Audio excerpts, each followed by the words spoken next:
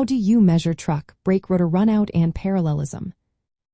Imagine trying to drive a truck with uneven brakes. It would shake and wobble, making everything uncomfortable and unsafe. That's why measuring rotor runout and parallelism is so important. When you know how to do it right, you keep your brakes working smoothly and extend their life. First, you need to remove the wheel to get access to the brake rotor. Make sure the truck is on a flat surface and the parking brake is set. Then, tighten all the lug nuts to the proper torque, usually specified by the manufacturer, to hold the rotor securely in place.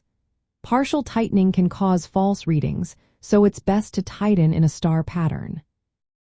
Next, for measuring lateral runout, you'll need a dial indicator. Attach the dial indicator to a sturdy mount on the spindle or suspension near the rotor. Position the dial's tip about 1/4 to 1/2 inch from the outer edge of the rotor face. Slowly rotate the rotor by hand, making a full 360-degree turn. Watch the dial indicator needle and note the highest deviation in thousandths of an inch. Usually, acceptable runout is less than 0.1 inch, but check your truck's specifications to be sure. If the runout is too high, try indexing the rotor by loosening the lug nuts slightly, then rotating the rotor to a different position and tightening again. Sometimes this can reduce the wobble. If that doesn't work, you might need to shim or machine the rotor on a brake lathe. For checking parallelism, you'll use a micrometer. Measure the rotor's thickness at least 6 evenly spaced points around the face, starting about 1/4 inch from the edge to avoid irregularities. Record each measurement carefully. The goal is to see minimal variation, usually less than 0.1 inch difference between points.